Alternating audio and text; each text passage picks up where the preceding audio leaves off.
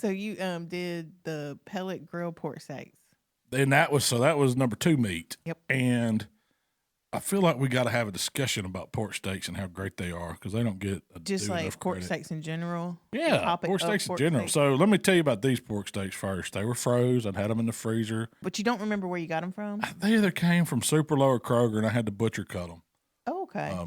And so I thawed them out, and I'd never done them this way before. I just seasoned them. The only thing I put on them was a little bit of AP and a little bit of Swine Life Mississippi grind, and threw them on the end. I put a little hot rub when I went out. Yeah, and checked them. Well, I threw them on the pellet grill. It was still running about 275. About 30 minutes after I took the sausage out of the bath, I flipped the pork steak. It went another 30 minutes, and I still had some of that combo sauce left over from the catering gig we did this week, which is 50-50 the barbecue and vinegar, and I just kind of basted each side with it. And then when I took those sausages up, I think they needed to go a little bit longer. I flipped them again, sauced them, and I checked the temp in them, and they were like, 155, 160. And I wanted them to be closer to 185, 190. Yeah. Just so they'd be tender enough to cut with a fork. Yep. Not falling apart, but tender. And so about 20 minutes later, you went out there and I said hit them with some hot rub just to give them a little bit more bump of flavor. And said, hey, baby, why don't you go check them pork steaks for me? I was watching ball. I had a buddy over. I didn't mind. You checked them, and I think they went 2 hours total at 275. And I went out and brought them in and just let them rest a few minutes before we cut them for dinner. We didn't really have a dinner plan. We just cooked some sausages and some pork steaks, and I made a side. I made a pasta salad. Suddenly better salad. A suddenly better salad. But and so you tasted them first because I think Michael was wanting something to eat, and you were like, "What'd you tell me?" It's like I was like, "Have you tried that pork steak?" I was half expecting them to be freezer burnt. Yeah, because you never know. I mean, they've been vacuum sealed in the freezer for no telling how long. Last few times I've had a pork steak was at a restaurant, and I was disappointed. I was like, I don't think I like pork steaks as much as I think I do. Yeah. And so I wasn't really like, yay, pork steaks. And then you had the Traeger pork steak. And then I tried it. And it was awesome, wasn't it?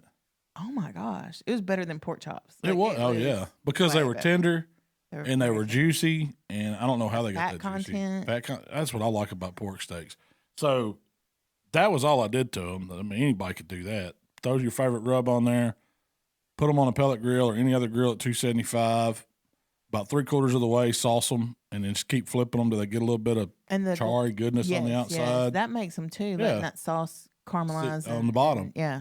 And that's all I did. But so what is the pork steak? A lot of people may not know because pork steaks are kind of if you think of the St. Louis area and you make a big circle around St. Louis, that's where pork steak territory is. Yeah. It kind of goes over into Illinois, down into the Boot Hill a little bit, but that's usually about it for pork steaks. There's a lot of people don't.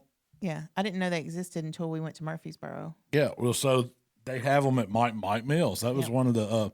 Now I'd had pork steaks. My mom always bought them because she would buy the variety pack of pork chops. And grocery stores were notorious about putting 2 or 3 beautiful looking pork chops on top, and then underneath was just cheap pork steaks. And then, so as a kid, I didn't get the center cut chop. I always got the old piece of pork steak, and it would be thin, and and my mom would fry them or sometimes grill them and sauce them.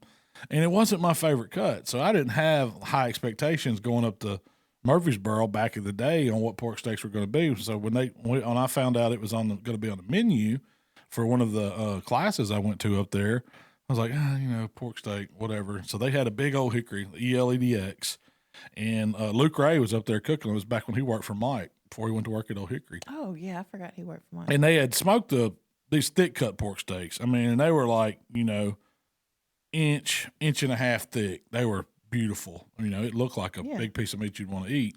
And what it is, it's a Boston butt or pork butt that they take and they slice long ways, bone in it. You go right through the blade bone, and they cut. You can probably get about 6 to 8 pork steaks out of a butt, depending on how thick you like them. Yep. They're a little over a pound each. That's my idea.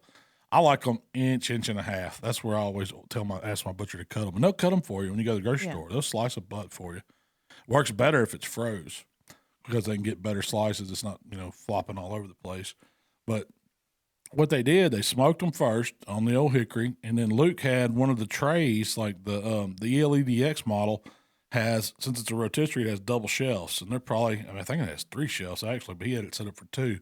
He had the bottom shelf lined with aluminum foil, and then dumped charcoal all in it, and he had the other shelf on top, and he was taking these smoked pork steaks and just searing them over the, and he was like, "Dude, don't try this with your old hickory. This is not, this is not a vibe." Yeah, it will void your warranty putting charcoal in it like that, but it works. That's what I'm asking. So he put the trays inside the old hickory. Yeah, so he had a whole hickory full of pork steaks. Yeah, but he stopped the rotisserie, took them off.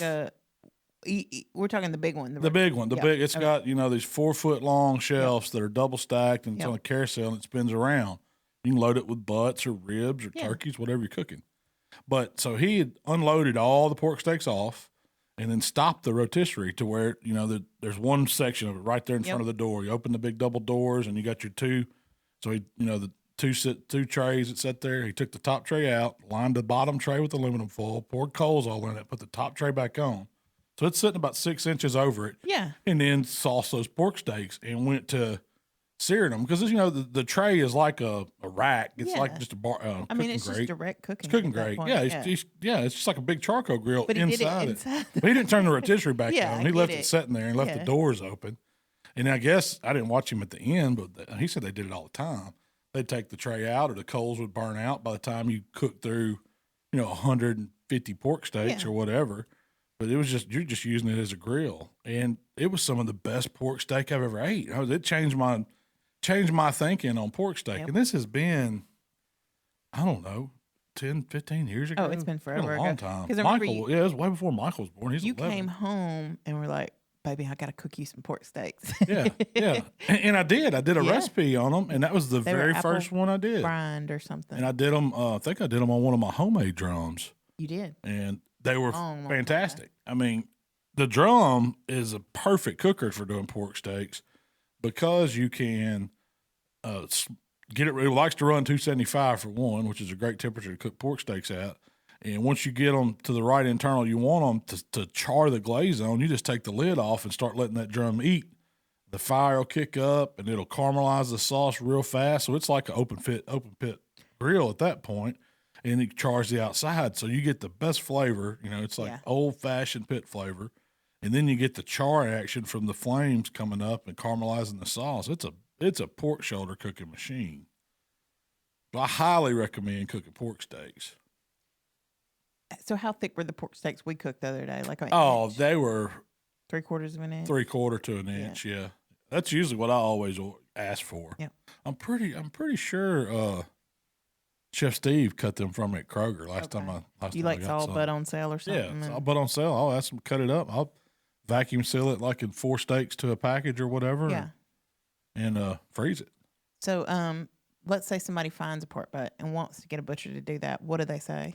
You take it back there and say, I want this cut into pork steaks about an inch to an inch thick, depending on what you're doing. So sometimes you see them for sale and they'll take that blade bone out, half them, and cut those butts into country style ribs, to where it's like a 2-inch piece thick of pork butt. It looks like the shape of a rib. It's kind of, I don't know, it's long and not as, it's not the whole slice. They take it in half the butt pretty much and then cut it up into country style ribs. But for pork steaks, you want it cut about an inch to an inch and 3/4. 2 inches is pretty daggone thick. That's too thick for pork steak. But I have done them that thick. There was one recipe where I prefer them. I think it was a jerk pork recipe where I had that jerk pork cut up into big chunks. It was either that or one of the Mexican recipes I did. I can't remember. I have to go back and look. But you can do all kinds of stuff with it. Yeah.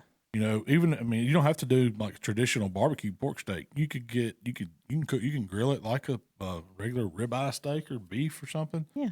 You could, go Asian with it. You can go Mexican with it. There's all kinds of different flavors you can put on it. To me, the thickness, like that 3/4 inch to an inch, is just the right amount of surface area versus inside. Yeah. versus so you don't get dry or yeah. It's not too meaty on the inside. Yes. Yeah. Yeah. If I cook them thicker, I like to chop them up and use them for stuff. Like if I'm making tacos al pastor or something like that, I'll get it cut into pork steaks because it's easier than cooking the whole butt. It cooks faster because it's in a pork steak, and then you can chop it up. The butt is it's great. Really, really good. I mean, everybody uses it for pulled pork, but really you can, I mean, the fat content in it is great. The flavor of a, pork butt is great. So using it for all kinds of stuff is a good idea. We've actually, a couple of these SCA contests, they started doing pork steak ancillaries. Yeah. We had one out at Mark Lambert's. I think Heath won that one. We cooked them on a drum, and they were good. I think he cooked his on a drum too. And I've seen them. Where else did we cook one? Kendall did. Maybe that was where he did good too, in a pork steak. And then up there in Collinsville, when we went to, they're outside of St. Louis, so it's still heavy pork steak category. Oh yeah. At their SAA contest, we went up there. They were doing. TMC, they were doing. That was one of their categories. I got to try a couple up there, just guys on the street. Man, they were fantastic because they knew what they did. They know what they're doing with pork steaks up there.